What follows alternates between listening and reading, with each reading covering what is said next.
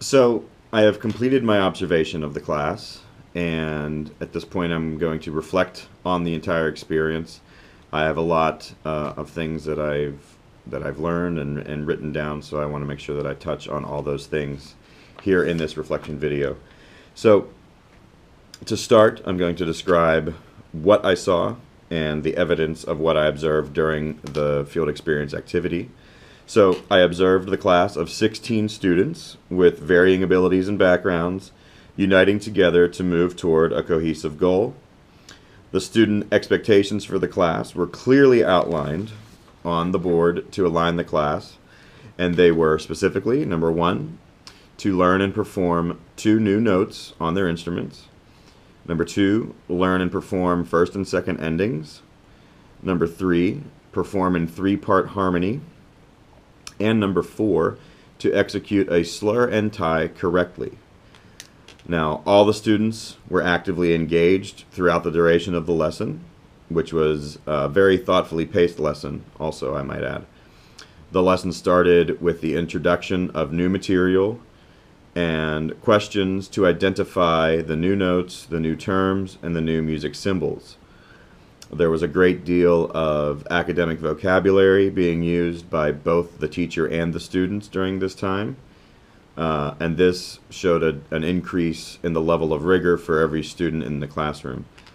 There were also very high quality guiding questions being used to promote higher level thinking and rigor, such as what are the differences between slurs and ties? What other songs have you learned that incorporate these concepts? What's another way to say that using academic language? What fingers are used to play the new notes?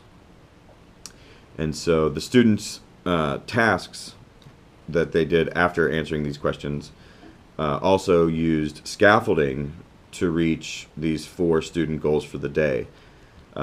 They played basic songs to demonstrate the fingering and sound of the new notes at first.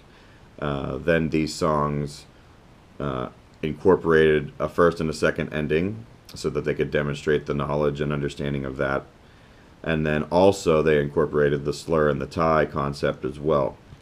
So mastery of the new notes, the first and second ending, these slur and tie concepts were necessary then to successfully perform in the 3-part harmony, which was sort of the culminating activity at the end of the lesson. All the tasks in this case then were very much aligned with the expectations. They were performing their instruments throughout the entire class, which aligned with the verb of the expectation, which was to perform and to demonstrate. They divided into 3 groups, which supported the goal of playing 3-part harmony, and they used call and response activities to demonstrate mastery of the new notes as well. Students were also engaged in helping one another with understanding by showing each other fingerings for notes or helping to count rhythms with their neighbors. She was able to assess the understanding of these student expectations at every point during the lesson.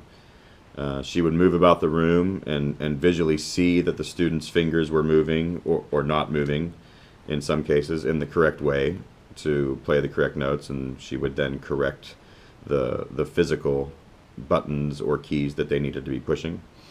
Also, she was actively listening to determine whether the students were playing the same rhythms and pitches together. As things were performed incorrectly, there was immediate feedback and redirection to go back and fix the mistakes and to perform the music with the proper corrections. Often more than once. She would have to do this more than one time. Similarly, the students themselves were using listening strategies to determine their own level of understanding. And they were communicating their level of understanding directly to the teacher through physical things such as thumbs up, thumbs down, or by their relevant responses and use of academic language when she was questioning them as well. There was also the final activity for the day, which was sort of the culminating activity and conclusion, in which the students performed all the concepts taught in the lesson through a song that demonstrated the new notes, the first and second endings, the three-part harmony, and the slurring and the ties. And so they were able to demonstrate their understanding of all that material at the end and the conclusion of the lesson. So there was a lot going on, a lot of information, and I was able to analyze some stuff, looking back on the video and my notes. And I think for the instructional strategy piece that I was really focusing on, there was a wide variety of instructional strategies demonstrated during the lesson. One of the main strategies was direct teach, which works very well and is very appropriate for band class. This is a very effective way to communicate the new information, especially when you're dealing with a lot of different instruments at the same time and specific instrument techniques. She then was able to use that direct teach as a demonstration to demonstrate it on the instrument and to use call and response techniques so that students could mimic what they were hearing. So she would play something and the students would play it back for her to match what she was doing. Also, the questioning strategies were used to connect previous knowledge to the new concepts and to scaffold the students to use their academic vocabulary to attain a deeper level of understanding of the new material.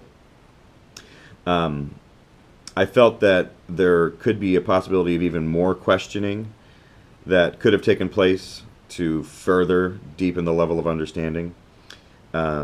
This would reinforce the use of academic vocabulary between teacher and students, especially having the students use that vocabulary in the classroom to describe different musical situations accurately. Additionally, maybe the next time that this class meets or that she sees this class, she could move these students towards performing this particular song and concepts again, maybe with more correctness in the pitches and in the musical form, specifically to the first and second endings. There was the level of mastery wasn't quite there at the end of this particular lesson, but they were definitely well on their way, at least to understanding what needs to happen so they could move to that further level the next time. As far as differentiated instruction goes, the student instruction, in my opinion, was differentiated very well for the class. As I said, there were 5 different instruments being performed at the same time by a varying number of students on each instrument, and each instrument required specific techniques to achieve the goals on that instrument. Specifically, what fingers to press down for a note on the saxophone is not the same to get that same note out of the oboe or bassoon, tuba, or euphonium. So she was able to communicate those specifics to each group while keeping the momentum of the class moving forward. Also, she used many visual cues for those students that were visual learners in the class, especially through the demonstration, as well as identifying music symbols and the visual music that is present in front of the students. She also used many oral cues, such as counting out loud and calling out measure numbers to align the students when playing some of the songs. For some of these students, this was one of the longer songs that they had played at this point of the year, and so they needed some extra help to align them of actually where they were in the song. Also, she used some tactile elements for some of those learners that need that as well. This was demonstrated through students fingering their notes without actually playing them, but just pressing their fingers down and actually touching their instrument, and also by putting their fingers on and touching the actual music and following along to see where to go back to, where to repeat, and how to follow for the first and second endings as well. Upper level questioning was also used to engage students into higher level thinking and to connect their previous knowledge to the new material. So other differentiated instruction I think that maybe could have been used in the future would be maybe to divide the students into just small groups of 3, so 1 student per part, to demonstrate that 3-part harmony through their performance in that small group. And I think this could give Mrs. Michelson a clearer understanding of those students, maybe who are not mastering the techniques, but also give a clear understanding of those that are as well. Uh, and so this would give her a base to increase further intervention for those that need it. Also, similarly, this smaller group could be used as a peer sharing opportunity for those high achieving students. They could use this to help those students that are in need of more intervention to ultimately move them toward success as well. So the final piece that was being focused during this observation was the assessing the level of student engagement. As I observed, I feel that all students were engaged throughout the entire lesson. This was evident through visual and oral observation of the class, which I was doing, but that also Mrs. Michelson was doing the entire time as well. Also, most students were raising their hands to respond to questions. So when she did ask questions, most every hand in the room went up. And so it really showed that the students were eager to share their knowledge and to demonstrate their understanding through playing of their instruments as well. There was also a lot of quick checks for understanding through the thumbs up, thumbs down when she was asking where students felt that they were on their level of understanding. So that helped her really gauge and assess who was focused and where she needed to increase her intervention during the class at that particular time. Other techniques I think that maybe could be used in the future for other lessons would be maybe to go around the room and have each individual student demonstrate the new notes that they learned for that lesson by individually playing them on their own instrument. And then this, in turn, could also be used as an opportunity for peer feedback, where while one student plays, the others are listening, giving feedback in a constructive way, obviously, to those other peers, and to learn how to respond constructively to their peers. So I think many things went well for her during the lesson. For me, as an exercise, I think that a lot of things went well as well.